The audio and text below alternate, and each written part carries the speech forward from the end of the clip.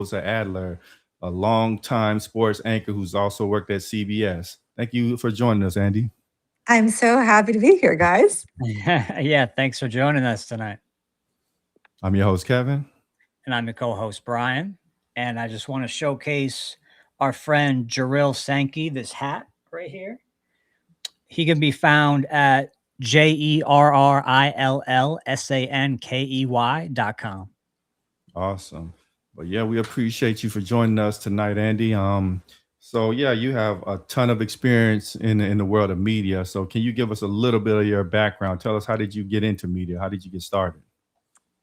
Well, let's see. I'll give you guys the Cliff Notes version. I have a mom who is also kind of like my best friend and my everything. And it started, I was 9 years old, and my mom, I used to watch the news all the time, and my mom literally was just like, you could do that.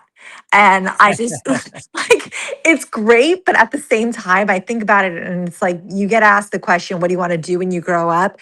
And since I've been 9 years old, it was always the same answer. It was just in my head at such an Wow. early age. Yeah. And it's an interesting thing, like to think about it in terms of I never thought of anything else. That was it. And that was what I was gonna do. And since then, again, the Cliff Notes version, in college, I was interning all through college at the CBS affiliate in San Francisco in the sports department. And from there, it was jumping around. In the industry's changed a lot, but when I was doing it, it was all about starting in a small market. So I did the small markets. I went to Monterey, California, and then I went to Palm Springs, and Oh, wow. yeah, and then I was fortunate enough to get a national show while I was in Palm Springs, and then from there, I was able to go to New York and New York to LA, back to New York to Texas, back to New York. So it's been a lot of movement, a lot of movement, but I'm very grateful Over to here, over there, over here. exactly, exactly. It's pretty amazing that you knew that you wanted to do this ever since a young age. Was there something in particular that you watched, or what appealed to you about being in media that made you just want to stick with this, and you just had to be, in media? Kevin, I love that question. I think for me, it was I like being in something, but it not being about me. So I'm gonna think about this in a way like this is not an automatic pilot answer, right? Like it's so easy to just sort of be like, I always loved it. I like storytelling. I like the adrenaline of feeling something in the moment and being where the most emotion is happening, but yet it not being about me and being able to tell that person's story. And there's always been something really just special to me about connecting with people and getting something from people because that's ultimately what we all are, right? We're all human, and getting something from people where you recognize that that's something we all have in common. And whether it's the biggest superstar athlete in the world or whether it's just a fan, getting that story and the human aspect is what's my passion. It always has been. Is that why you ended up in sports?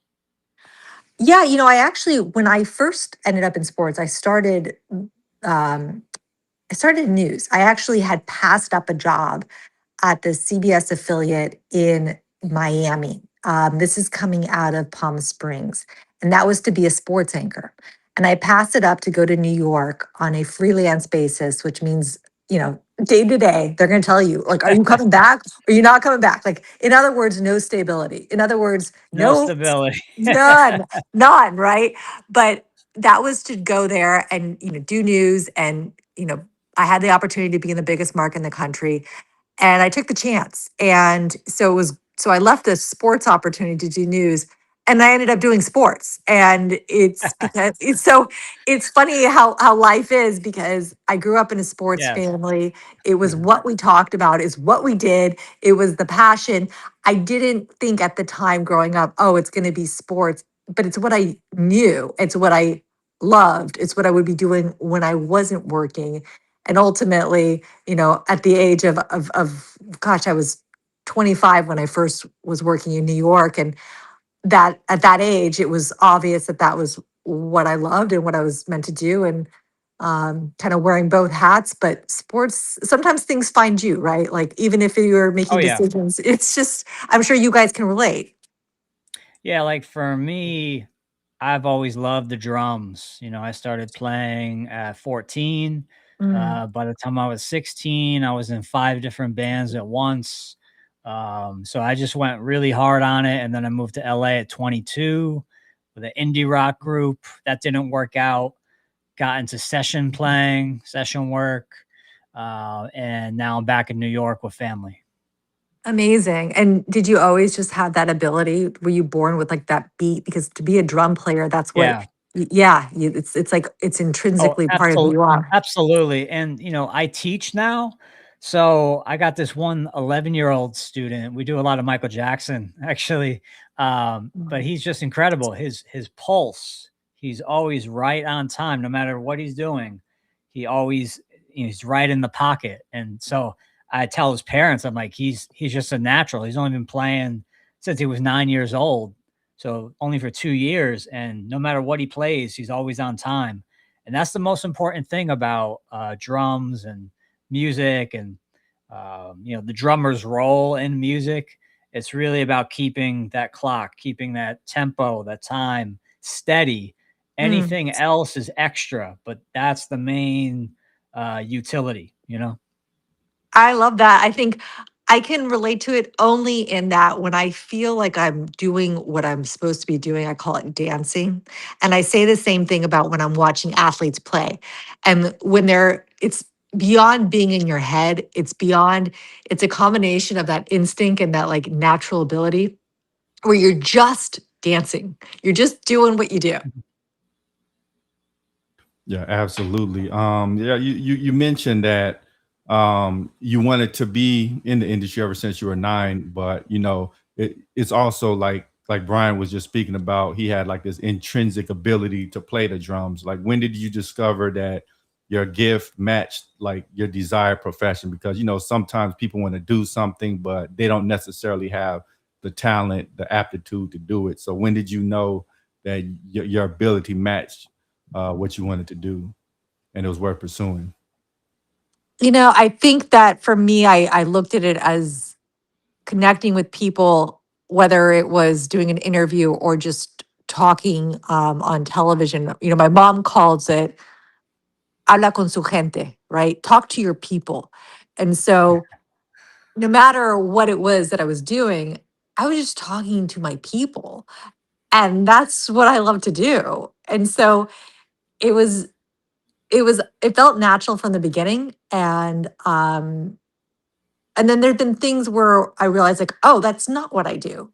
And there's different elements to the industry. And what I recognized quickly was me memorizing facts and regurgitating it. Well, no, like that's not what I do. There are people in this world who are better at that than I am. There are Right. people who can do that better. That was not what I did.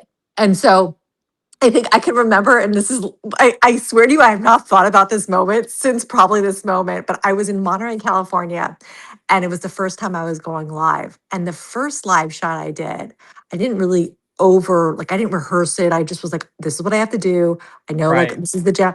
And it was great, right? I killed it. I was like, oh, this is easy. Like, I'm good. Okay, the next live shot. Let me tell you guys.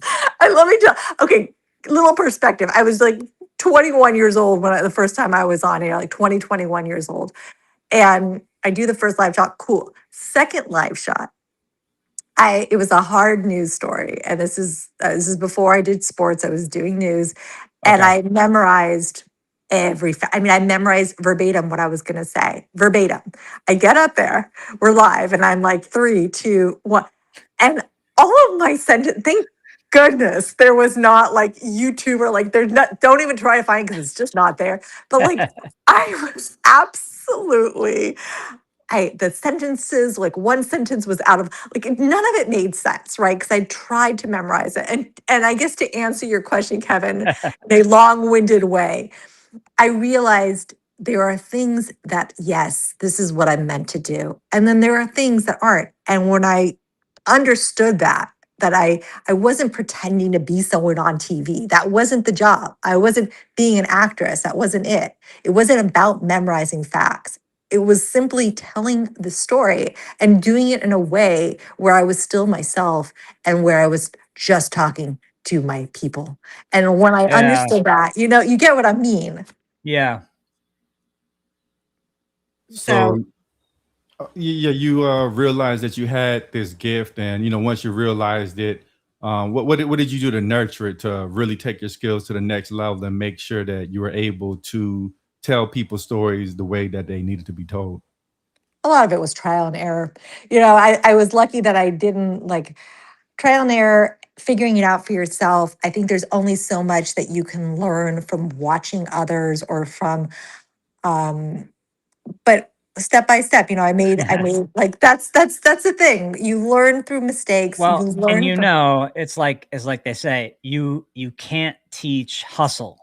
You cannot mm, teach someone how to, that go get 'em kind of attitude. I think either you have that or you don't. Either that switch is flipped on or it's flipped off. That's been my experience with dealing with people and seeing, who's ready, who's right for certain things. And some people just they don't have any hustle in them at all. And they think they could go do this really lofty thing. And it's just you got to break it to them. It's like that's never gonna happen. Brian, you hit it. And that's the thing. Like that's the thing. You know how many times I was told no? I mean, like, do you have any idea how many times as a like no, like I didn't hear no. I just heard not right now. And you can't, I think you can't teach grit. I have thought about that. I've thought about that. Like, is it something that could be learned? I'm not sure. What do you guys I've think? never I've never seen someone able to learn it.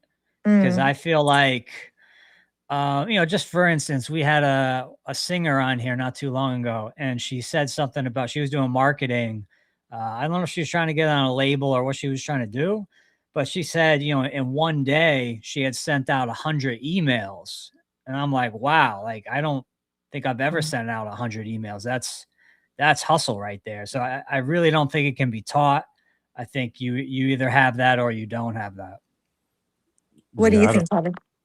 I don't think it can be taught, but I think there's things that can bring it out of you. Like when you're apathetic about something, you're gonna put in, maybe an average amount of effort, and when things don't go your way, you quit. But then you find something you really like, and okay, I'm gonna stick with this no matter what. I'm gonna keep going. It's kind of like dating. Like you meet somebody and you don't really like them that much, so the small thing goes wrong. I'm gonna let this go. But somebody you're crazy about, the world could be blowing up, and you're trying to stick by their side. So I think like when somebody finds something that they're passionate about, that brings a side out of them that makes them have persistence and endurance that they normally wouldn't have. I love the metaphor, by the way. That's how I talk in life. Like, I'm always doing a comparison, and I'm like, I don't know if half the people understand what I'm talking about, but I appreciated that right now from you. I get it. It's true. And, willing the win. I always use that phrase because when I covered the Lakers, I used to do the Lakers pre and post game show, and that's when Kobe was with the team. Oh, nice. Yes. I feel very grateful to have had that relationship in that he was um, he understood the competitive nature better than anyone in the world. And I mean that. I can't think of anyone who was more competitive than he was. I think they said that he'd be the first one there at practices every time, first one there. The practice never ended for him, right? Like there was no stopping to it. There No was no stop button. start. There was no stop and there was no start. And I think that when I use the phrase will to win, I always think of him and that Mamba mentality. And there have been times where I've like felt like that little moment of like defeated or whatever it is. And I guess it's the ability to like understand that resilience pays off and that there is no, I mean, there is no stop, right? And And I also, there's no shortcuts. You can't just jump the line. yes, there is none because there's always, you don't get anything for free. Like I know that, like there No is no, free. There is no free. Yeah. there's no free. There's no like easy way. The easy way always ends up being harder. It just does.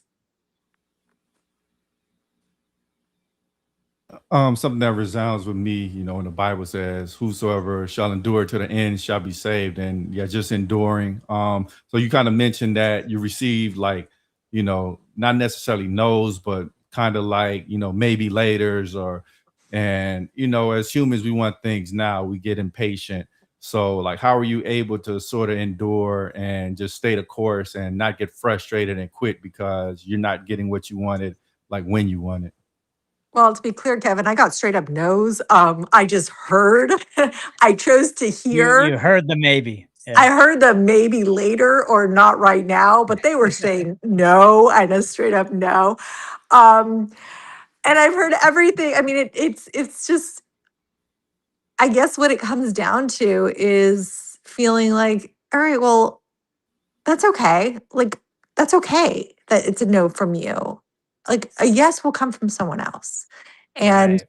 and it's that, it's like I didn't take things personally to That's a like a certain degree. success. I would say that's a success mindset. The way you looked at that. I thank you. And I think that it just comes down to understanding that like everything is personal, but nothing is personal, right? Like it's just it's one of those, the moment you realize, okay, it's all right. Like it's all right. There'll be a yes. And I've always found that the no's that I've received, looking back, I look at it and I'm like, good.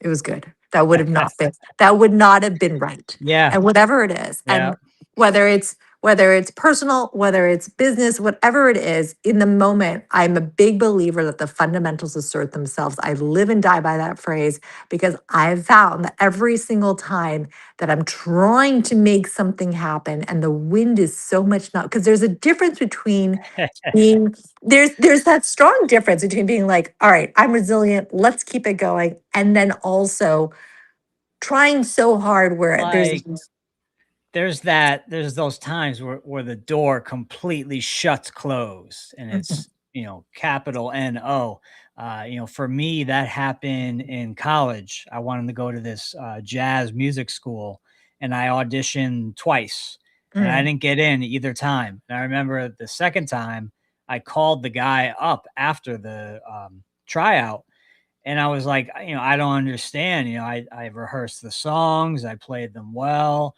And the guy just basically flat out said, you're never going to play jazz. And who Yes. who tells that to a kid? How jaded do you have to be to say that to someone? But when I look back on it, that allowed me to move out to LA at 22. Because this was maybe a year or two before that. So, because if I was going to college full time, I would have never moved out to LA. So I look at it like a redirection from God. And Mm. then, you know, in terms of, they say, what's the phrase? Rejection It's creates protection. obsession. Yeah, Oh. yeah, rejection creates obsession. So this guy told me I can't play jazz. So what do? I go out and I learn how to play jazz. And I mean, I got a lot of jazz videos on my YouTube, Instagram. I like a lot of, I like pop, I like rock, blues, reggae. I like a lot of different stuff. But because I was rejected at that young age, I said, all right, I'm going to show this guy. And I'll never see him again. I'm never going to see this guy, never going to Mm. talk to this guy again. But, just what you're talking about, it brought me back to, okay, a definite no, absolutely Mhm. not going to happen. And so then you got to do something else. You got to figure it out. I love that, but I didn't think that's where you're gonna go because I thought you were gonna say rejection is protection. You went to rejection is Obsession. obsession. Didn't see that one coming. I love a surprise. That's yeah, I get it, and I think that says a lot about you, and I think that Yeah. is it really does. I like it. And I think context matters because that's fantastic for career. But if you're dating, rejection is obsession. That lands you in jail. Yeah. I think it Yeah. depends on the circumstance. Yeah, depends on the circumstance.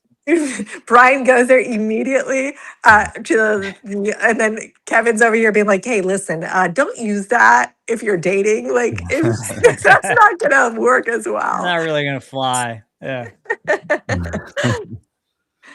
So no, I think it's really interesting, like how people respond to no's, and that determines the course of their life. Like for Brian, it led to him moving to LA, whereas no's, you kind of mentioned that it can be a protection. Like some people stop what they're doing, and in other situations, no's means let me try something different. Maybe I need to get better. So like when you received a no, like how did you like what made you respond in the way that you did to say, hey, maybe somebody else likes what I have versus some of the other approaches you could have, some of the other ways you could have responded to that no. I think it depends on where it was coming from, who it was, where I was, what point of my life I was in. I think that I've never been afraid to pivot. Yeah, the best quarterbacks I've found are the ones who, yeah, they've got a play that they're ready to execute. But the moment that they realize, wait a second, we got to call an audible. Those are the quarterbacks that I mean, you look at someone like a Peyton Manning, right? That ability to call the audible. And I'm not saying I've Yeah. always like I haven't always been successful in that, but I'm not afraid to. And I think it just comes down to you hear the no, or you see that this is not going in the direction that you need it to go. Being able to call an audible, that's something that I feel like um, there's staying the path to a certain extent. Being able to change paths Yeah. can sometimes be even more powerful. That reminds me of the whole story, the bio of Sylvester Stallone, Rocky. He wrote that script. He brought it to this place, that place, that place. No, no, no, no. Oh, shut door, shut door. And or then one place would say, "We like the script. We'll buy the script, but we don't want you in it." And he's like, "No, it's a package deal. It's Mm. got to be me." He sold his dog. He Oh eventually gosh. bought the dog back. Funny enough, but he did not accept that door close. He did not accept that no. He looked at it as redirection, and ultimately, we have Rocky because of it. I love that story. I've never heard it. I've heard there's a speech that Sylvester Stallone gave that I've heard before, but hearing that story gives it even more context. That's a very interesting. I like that.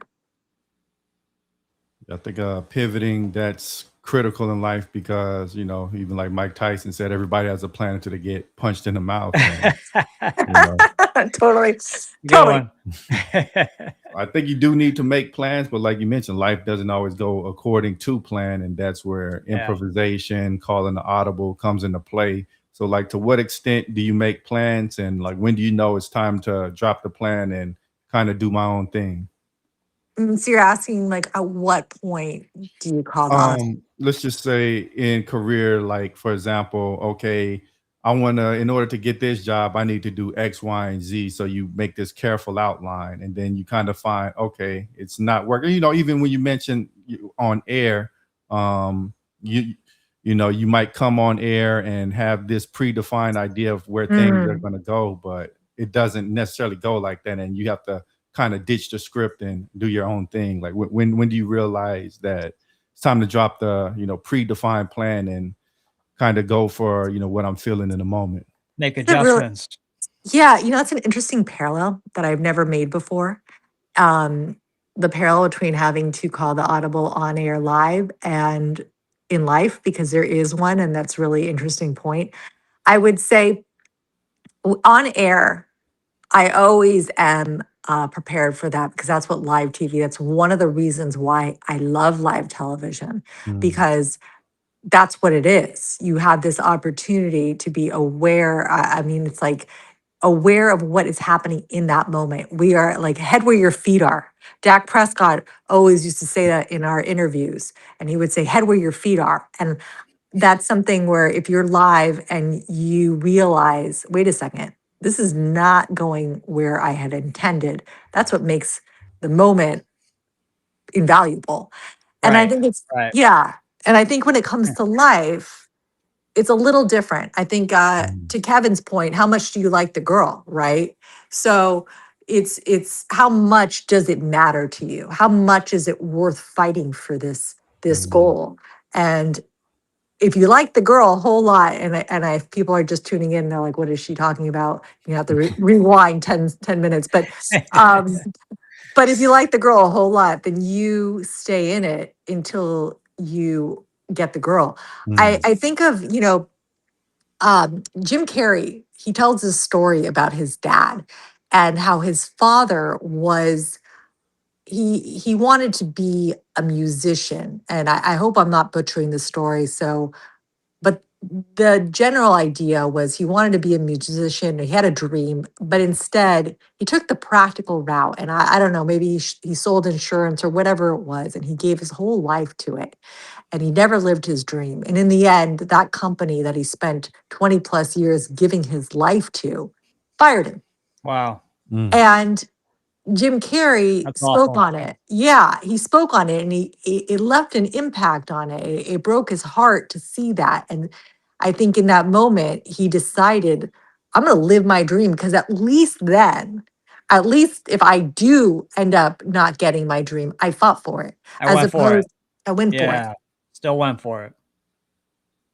If you're going mm. to be disappointed, you might as well be disappointed having done what it was that you feel was your Yeah, purpose. like for me, I feel like, changing coasts, moving from Connecticut, where I grew up, to California, Southern California. It's a huge part of my life. That was my 20s. I spent my 20s in LA. And, in a lot of ways, like they say, you're only young once. So I really lived it up while I was there. And I don't have any regrets in regards to that, because I gave it my all, in terms Yeah. of music and drumming. I really did give it my all. It didn't quite pan out the way I thought it would, kind of aged out around 30, but it was a lot of fun. I had a lot of good times, went to a lot of cool parties, met a lot of interesting people. So ultimately, it's all worth it in the end. And you never know. It's funny, like it's not too late. Like nothing, I don't believe it's ever too late. It's not like, it's never too late. Absolutely. So yeah, like you mentioned, you doing live TV, and we kind of talked about improv. So when you're firing on all cylinders and everything is going great, it's pretty easy to improv. It's fun, but when things take a turn for the worse, your words start getting flustered, or you get a reaction you don't expect. How do you recover and make sure like you're not getting into a position where you're melting down and you're at a complete loss for words? Um, Gosh, I mean, I feel like I always look at those moments as just being you're present. So how Mm, would you respond? Right. And ultimately, like I'm just with my people, right? Like I'm just since if I'm always just talking to my people, then if something doesn't go right, all I have to do is tell my people what's going on, right? And so no matter what happens, I'm taking my people, and I use that phrase as like it's my friends. And maybe that's a silly way to look at it, but uh spent 14 years on air talking to New Yorkers, and in my head, like these New Yorkers are my people, and like I feel like I'm rooting for them, they're rooting for me. I'm like, we're all in this. We're all in this. So if we're in it together. So if mm, something goes down, let's say it's as simple as prompter goes down, Right. it's a simple thing. We're all just communicating. Like the good thing about New Yorkers, and I don't really pretend to be anything other than just human, right? I've never tried to be perfect. They get that. I think that anyone who does is setting themselves up to like for failure. Right. So that's one of the beauties of live television. That's part of the reason why I think I gravitate towards it, because it's never going to be quite perfect, and that's where just being able to be present and being able to like just let things take its Yeah. natural. Yeah. Yeah, for sure. I mean, like with our show is live. We do it 2 or 3 times a week. And I find that, sometimes I'll have anxiety leading up to when we're actually going to tee off. Mm. But ultimately, within 5 minutes, I then feel this almost sense of ease, this sense of relaxation. And I remember, oh, wait, I like doing this. I'm good at this. This is something I enjoy putting time into. So it's funny how our mind sort of plays tricks with us sometimes. It'll turn on the anxiety switch, and then you're just like you're sitting there like, there's no lion around the corner. Why is my fight or flight activated right now? I don't know. That's just the funny thing about mental health. It is interesting. I think right now I'm actually getting my master's in psychology, and Oh wow. Mm. it's something that has always you hit something that's interesting to me, and that's the mind does play tricks on us, and that's part of the reason why some athletes are able to have 10 plus years of success, and others can't cut it as a rookie. And there's something there. A lot of it is well beyond the physical aspect, and to your point, Brian, is that it's the mind plays tricks on you, and you can use it to your advantage, right? So if you're hearing the countdown 3, 2, 1 in your ear, and you start to feel that like you're feeling it, you can utilize that to your benefit and be like, okay, like I'm going to use this, whatever you want to call it, to make it the best show that I Kind of do. like mojo, like this almost indescribable thing that you can kind of grab a hold of and say, okay, now I'm on the right track. Exactly. So like you being in live reporting, um you kind of mentioned earlier that you have the preference of making the person you're interviewing the star, like kind of removing the focus from you and telling their story. And I think that's perfect for someone who is in interviewing, because a lot of times you might even have somebody who's in interviewing, but they still try to make the story about themselves. So like, Mhm. why do you think your mindset was to come into this industry and focus on the guest rather than you trying to maintain the spotlight? I think it's my natural, that's how I feel most comfortable. But that being said, I would say that it's the best way to get the most out of the person you're speaking with. And when I say the most, I mean the most authentic version, is for them to feel comfortable, and Mhm. for them to feel like they are in a safe place speaking with you, and where there's a natural chemistry, where you are speaking to somebody who, just like any friends, right? And so I always looked at it as just, all I had to do was just, I'm curious by nature, and it wasn't about trying to just be like a wall and asking questions and not have. It's still, I'm part of it. Like, I'm part of it because I'm getting a different version of that person than they might give someone who is just simply asking questions. And so I like I like getting to understand somebody. Mm. It's never just about the what for me. It never has been. And it's not just about the what have you done. It's like, why have you done it that way? Like, why did you do that? And why have you had success? Or why are you not being successful right now? Like, what's going on?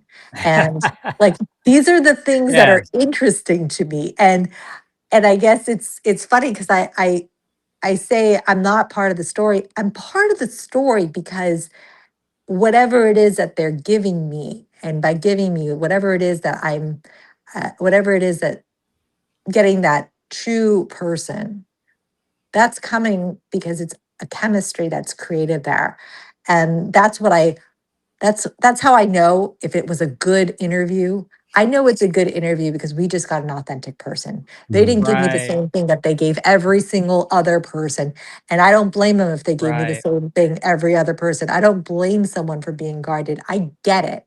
I understand it. I naturally run that way. So I understand it. So I think that that just I'm a curious person just by nature. So if I can understand something about someone who's done something that I would I would like to understand how, and I understand what it is that drives them.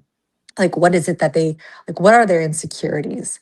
Usually true greatness, it never comes from a simple life. It never comes like I can't think of anyone. Like, can you guys think of anyone who is truly great that has had a very easy life? I can't. I can't think of anyone. No, you need that challenge to sharpen you. So we're kind of in the business of ratings, entertainment, and a lot of interviewers they take that approach of asking shock jock questions, questions that can be Hmm. very insensitive in order to get the attention and ratings. But Like a TMZ. right, exactly. But like when you're interviewing somebody, how do you get to the meat without crossing boundaries? And like when you come upon some sensitive, how do you know when to back away so that although you are getting the meat, you're not going so far as to put them in an uncomfortable situation? I think it comes down to intention. I'm never there to nail someone. I really am not. I've never done an interview. I've never done an interview where I go into it thinking we're going to nail this person.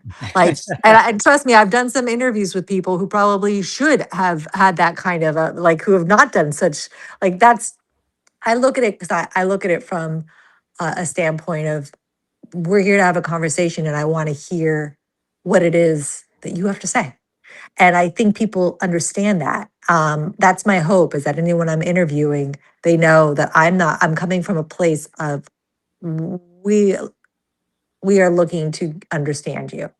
And I think that the same way I would with any conversation that I'm having with anyone, I'm not really one to back down if someone, it Mm. depends on the situation. There's multiple layers to this. But I can think of one interview that I did. Um, where the person this is tricky and I won't get too much into it, but the person had obviously done something that was morally wrong, black and white, morally wrong. And I asked about it, and the answer was very, very defensive. This is the only time I can think of where I actually got someone who was like really defensive on the other end. Right. And I did ask a follow-up question, not because I'm like, well, let's like I wanted to understand why they were getting Mm. defensive in that moment and what it was that they would want to relay regarding that situation. And Right.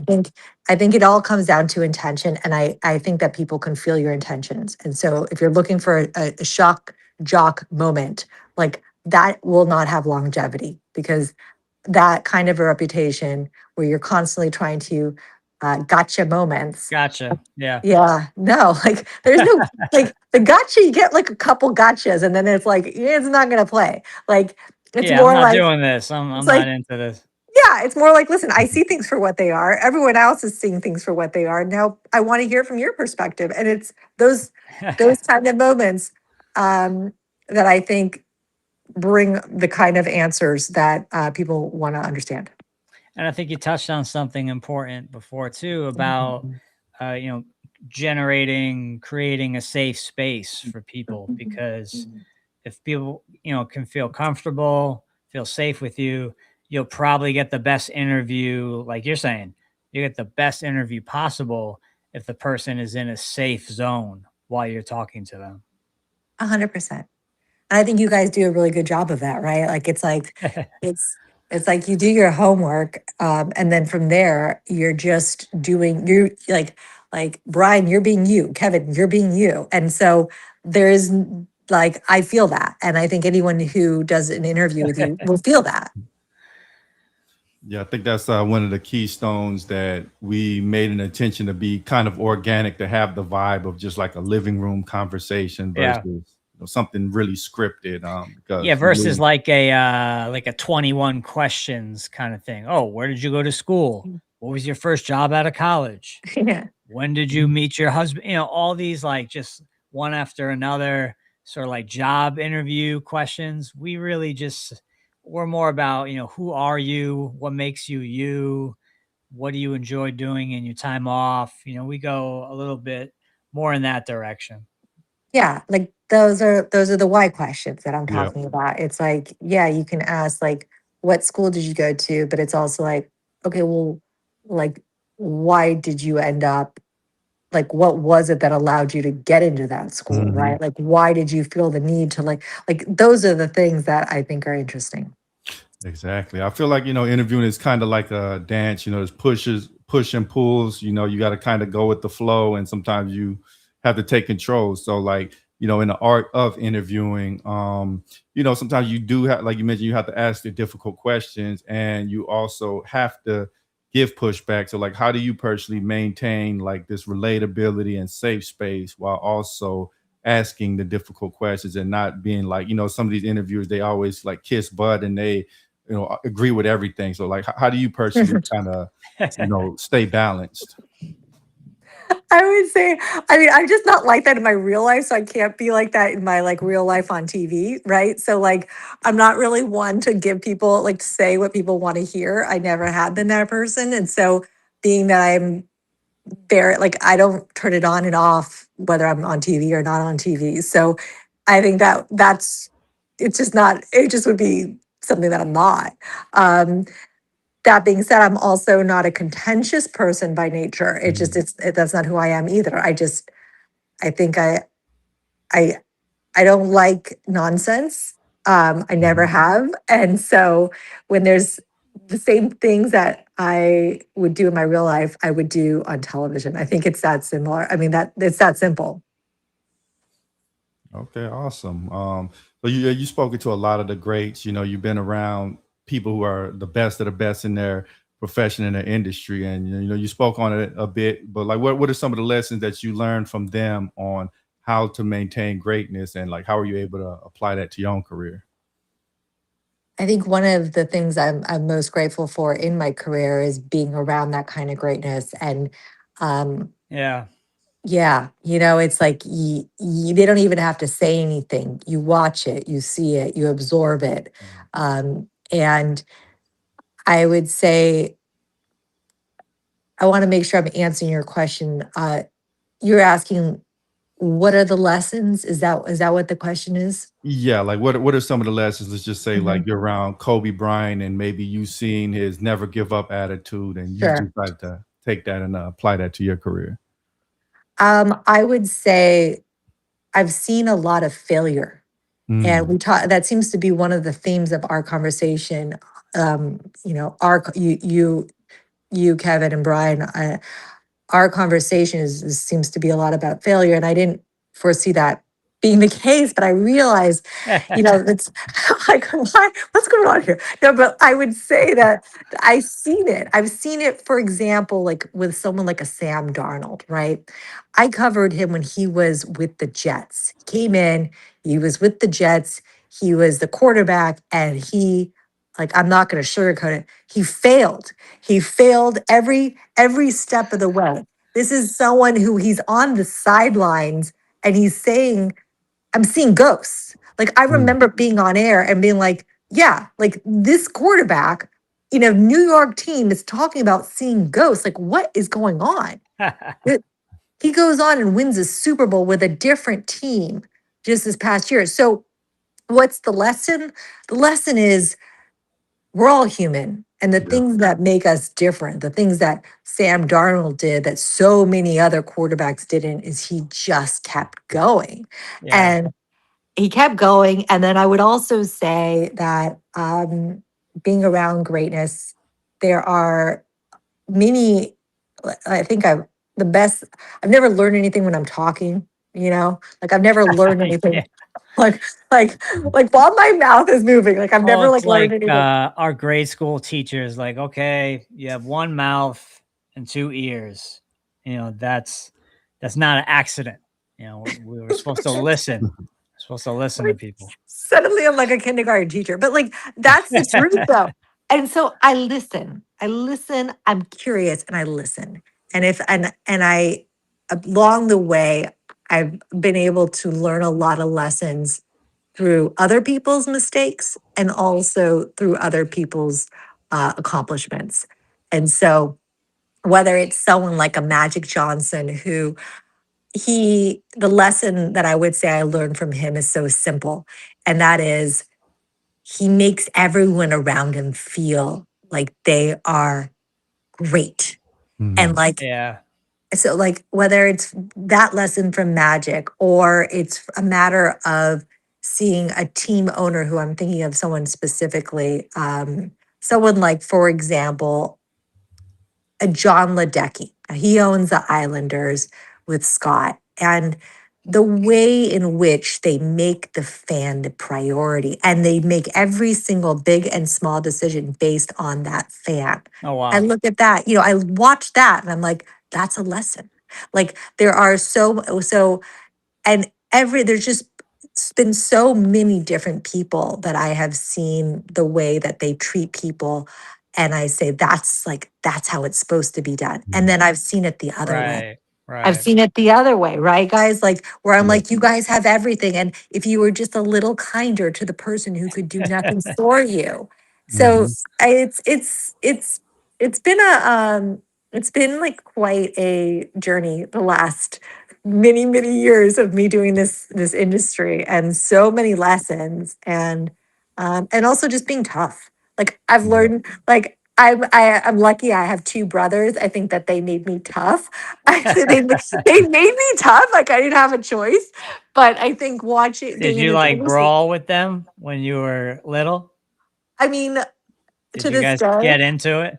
Okay, so my brother, one of my brothers, his name is Gabe, and he's like 6'5" and a monster, right? Like literally, physically, like he's like 260. He's like straight up Brennan Jacobs stats. He's just a monster. And sometimes when he's being like whatever with I'll kind of like punch his arm, and he goes, "Oh, it's like little drops of rain on my arm." Like that's what he tells me.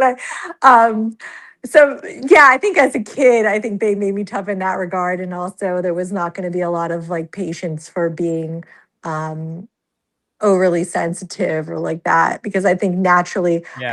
I'm very sensitive with the people that are like I'm close to.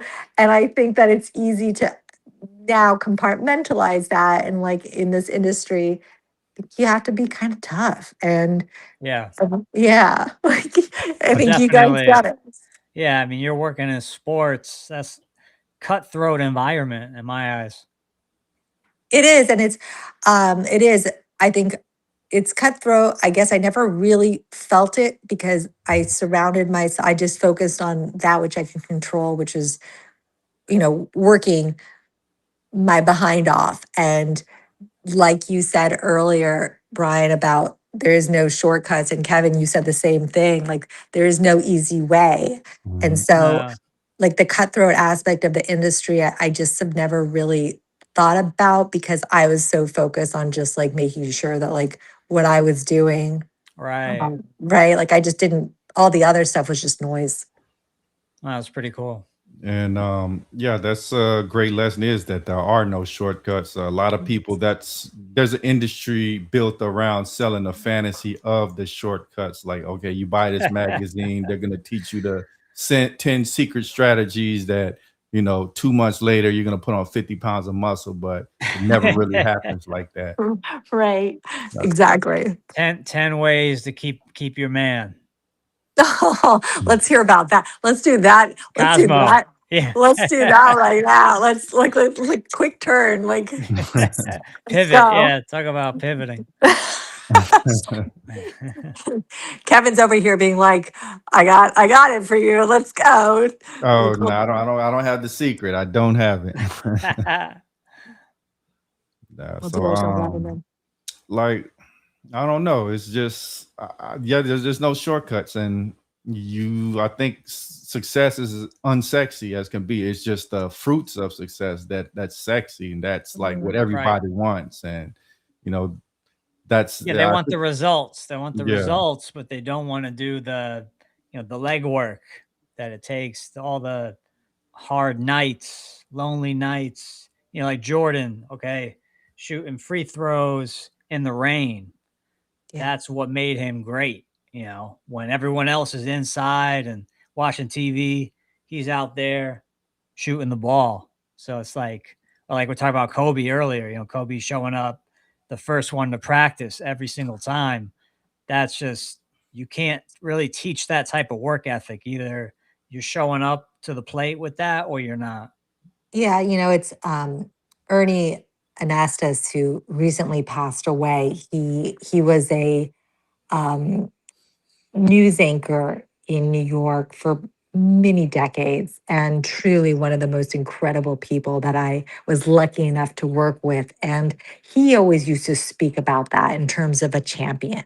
He used to use the word champion. And I remember, it stays with me. And he passed away pretty recently. And I think about him a lot. And one of the things that when I first started, I was doing a double shift at least once a week. And I remember seeing him at night. He's like, "Didn't I see you on the morning show today?" And I was like, "Yeah, yeah." And then he was inspiring because he would talk about this. He was like, it's gonna pay off. Yeah. You just keep doing that. And I think there's been so many people. Some of my best friends came from this industry, and to this day, they're like the people who are closest to me. There's many of them, and it's just to your point. It's the never giving up that Ernie Mhm. always instilled. And I think also at the heart of it is sacrifice. While others are partying, you're working, you're spending extra hours, whereas you could be, relaxing or doing anything else. So, like, what do you think it was that allowed you to, maybe there's this party, but you decided not to go because, hey, I need to do this to be able to make that next milestone in my career? Like, Right. what made you just forego some pleasurable things in order to achieve? I think that oddly enough, I feel like a lot of my career, I lived it. Um, I don't want to say like a robot because I was authentic to every moment of it. But I feel like I was so focused, even in the most incredible moments, that like after the Super Bowl and doing the post game interviews for the Super Bowl, like everyone's celebrating, but I knew I went home.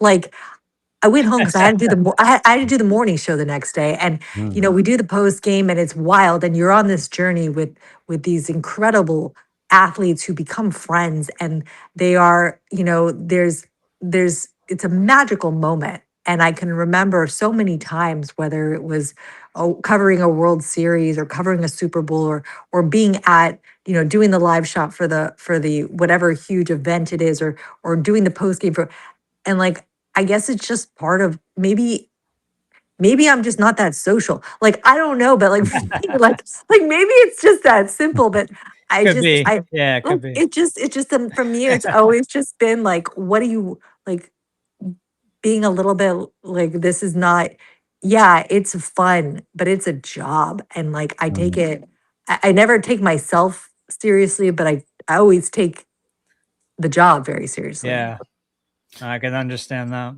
So, like, it's kind of interesting, but like, I've been doing this podcast for years, but I really don't like talking. I'm more of like I guess, a nerdy type of dude. I like computers. I'm an introvert, so like, how I ended Mm. up here, I have no idea.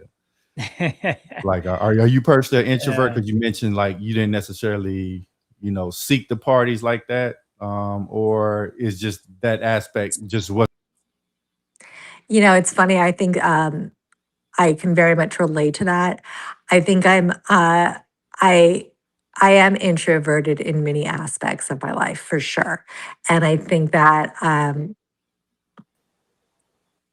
think we lost did we lose Kevin? Yep, Um, there we go. hi there.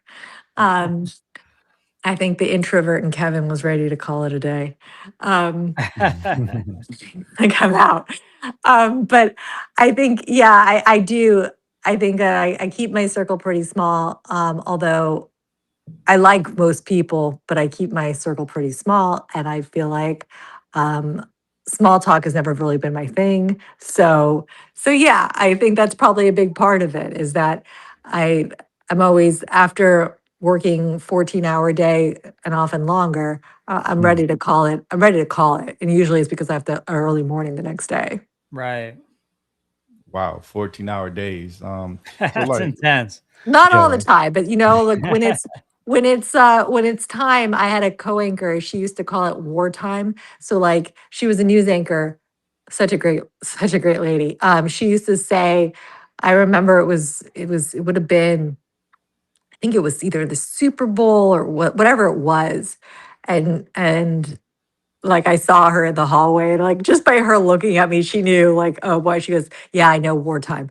And I, ever since she said that, I was like, yeah, like for her, it was, we weren't talking, I was talking, like she understood this was my equivalent of wartime in that like there would be no rules in what hours you're working or what days you're working or if you're Right. ever going to have a day off again. Like, like you're just in it. Right. And that's, and grateful to be in it. Yeah, yeah, absolutely. Like you've had a lot of success in your career. Like what's left for you and how do you kind of see like the culmination of your career? Like what is the legacy you want to leave behind once you hang everything up? Gosh, it's interesting. I've asked that question before, and I don't know if I've ever been asked it myself. And so it's interesting to hear. It's really interesting to Yeah. hear. I like I've asked it. I've asked it. Um, I would say that I would hope that my legacy, in part, would be maybe the message that I wrote a book. It's called Andy Pandy, and it's for little niñas, little girls. And the message of it is, there's a phrase that says, "Echa," the little girl, she says it, and she says, "Échalo con ganas, give it all you got. Together we sing, I can do anything." And so if I were to say what I would hope my legacy would be, big picture, it's that people understand that like anything is possible. And I hear myself and I know it sounds corny, but anything is possible. And like Yeah.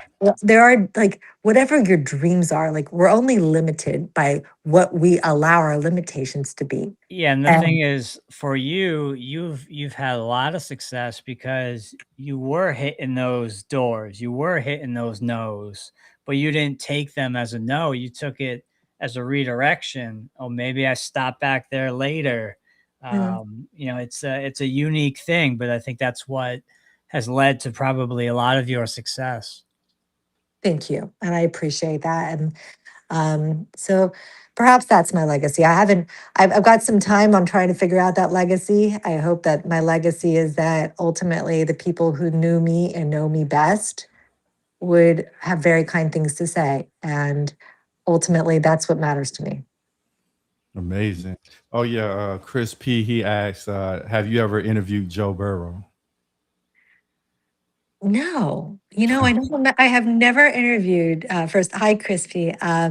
I've never interviewed Joe Burrow. No, I haven't, but I'd like to. I'm gonna add that to a list. I'd like to. And yeah, we see you, Rail, in the comments. Thanks for joining us. But yeah, we're at the end of the show. Brian, did you have any closing questions? Um, I guess I like to ask this sometimes. If you were to be able to step into a time machine and go back to, when you were 14 years old, 15 years old, kind of just getting into high school, what's Mhm. that one tip that you would tell yourself, hey, watch out for this guy, or hey, this deal is going to go through? What would that look like? Okay, just so you know, like that's got like there's so many things that like, oh boy. I would But yeah, love to if it's just got to be that one though, just that one thing. just that one thing that's like, okay. All right. I would say, oh my gosh, this is gonna get me in so much trouble. I have so many things right now, but I'm like each one of them would get me in so much trouble. Um, okay, I would say when your when your college counselor tells you that you have no shot of getting into the schools that you want to go to? Don't believe them. I did. I had a college counselor actually tell that, I think, to my dad, and I was lucky. I ended up changing college counselors, and she was like, "No, you can go in wherever you want." But I will never forget that moment of being told, like, "Yeah, set your sights a little lower." Like, I think that's a terrible thing for someone to say to Terrible. another person.